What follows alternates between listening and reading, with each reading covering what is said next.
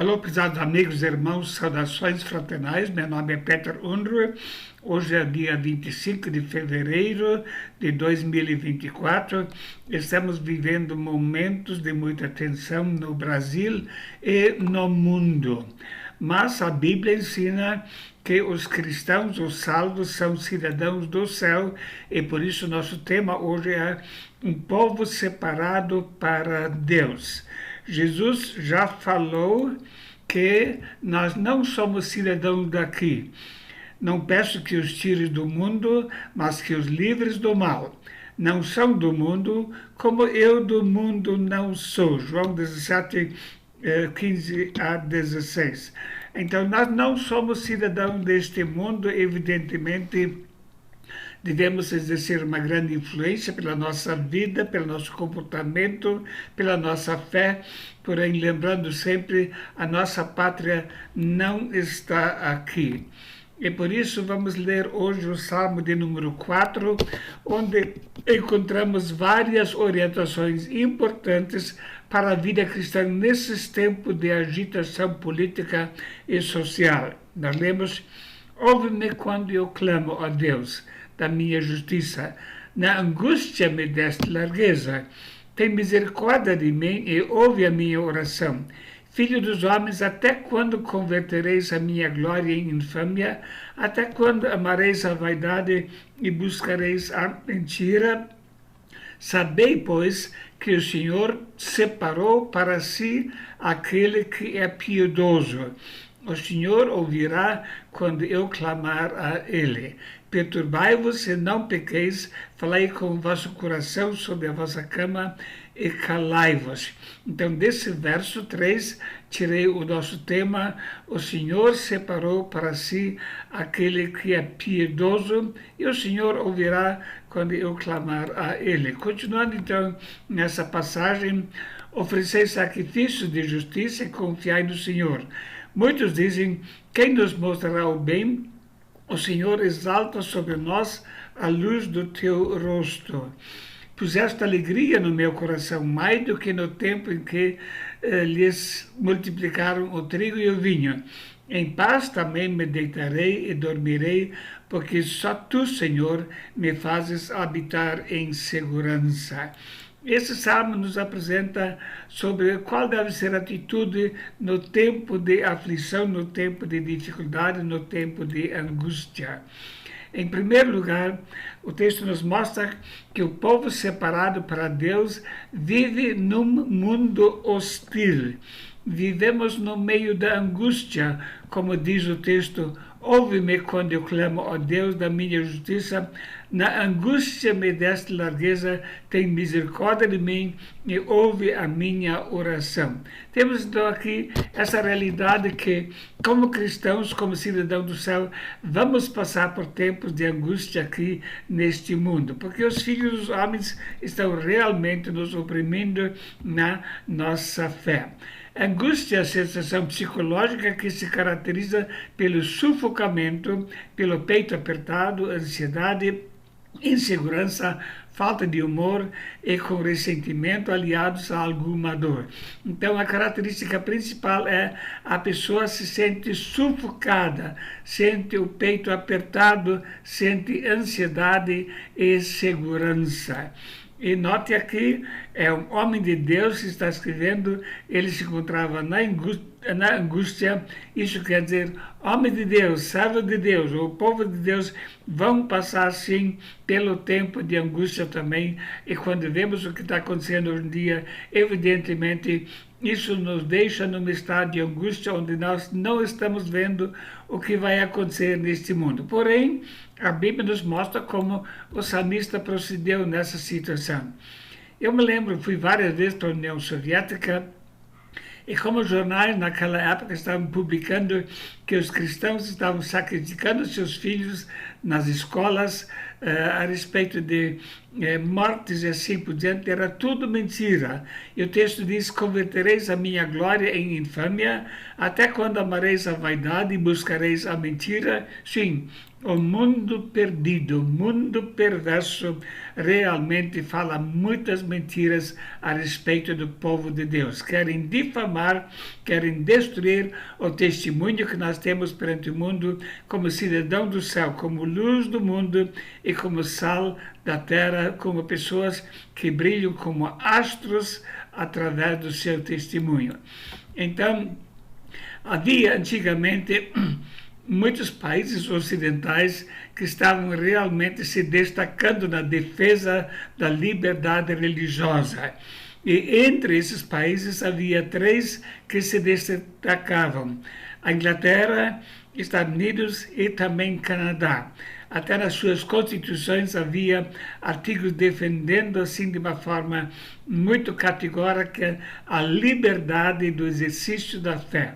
Porém, isso hoje em dia mudou. Esses países, junto com outros, estão realmente reprimindo essa liberdade, querendo se adaptar aos princípios que são contra a palavra de Deus.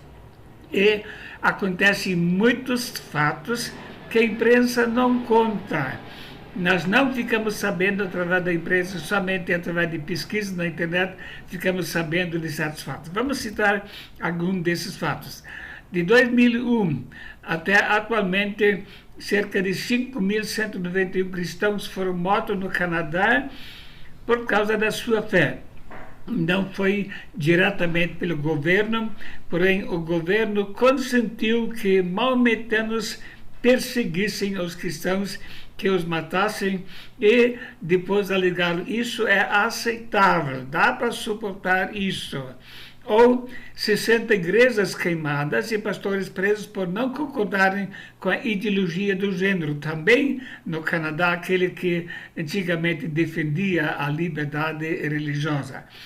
É para ser votado nos próximos dias uma nova resolução, Bill C-367. Essa trata da questão da liberdade religiosa e, se aprovada, vai causar um grande impacto na questão da defesa da fé. Consta que citar a Bíblia para defender as suas convicções é discurso de ódio e, portanto, é crime. A pessoa não pode dizer: eu creio assim porque a Bíblia ensina assim. Isso já é visto como discurso de ódio. É impressionante como em volta do mundo, inclusive aqui no Brasil, qualquer coisa que se fala contra aquilo que essas pessoas desejam promover é taxado como discurso de ódio. E se isso for aprovado, nenhum canadense terá o direito legal de dizer: eu creio assim, eu não aceito a ideologia do gênero, porque isso é contra a Bíblia. Citou a Bíblia, já é visto como fazendo um discurso de ódio. Evidentemente, nós como cristãos não vamos nos submeter a isso. Pecado é pecado e precisa ser citado, sim. A revista Igreja Perseguida relatório aponta violações da liberdade religiosa em países ocidentais. O relatório revela aumento alarmante de violações da liberdade religiosa contra cristãos no Ocidente.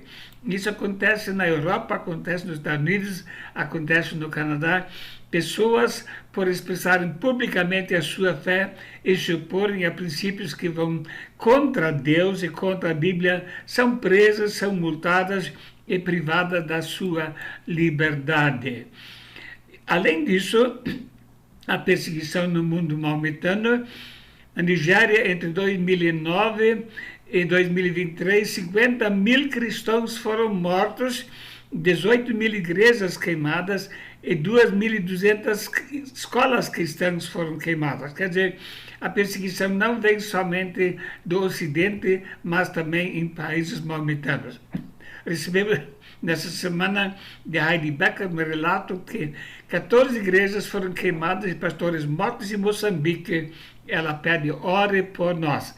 E isso aconteceu nos últimos dias. Quer dizer, os cristãos estão sendo perseguidos por causa da sua fé. Basicamente, tem três grupos que estão perseguindo os cristãos. Os comunistas, especialmente Coreia do Norte, China, assim por diante.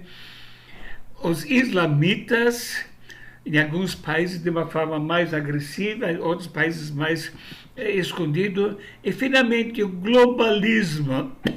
Aqueles que querem promover a instituição de um governo mundial, o governo de Cristo. Eles estão fazendo tudo para impor leis ao povo que vão contra a fé e a fidelidade aos ensinos da palavra de Deus. Então, o jornalista O'Brien, ele escreveu um artigo com a pergunta: vale a pena cuidar a luta, continuar a luta? Ele cita uma série de fatos sobre o artigo América sob ataque. Tudo que era sagrado para o povo americano foi destruído, diz ele. Os princípios da família cristã, através da ideologia do gênero, a questão da sexualidade, a questão da família cristã, a questão da obediência às autoridades. Então, todos os valores básicos que a sociedade americana tinha na sua Constituição estão destruindo. Então, ele diz, vale a pena lutar ainda? Será que vamos conseguir alguma coisa?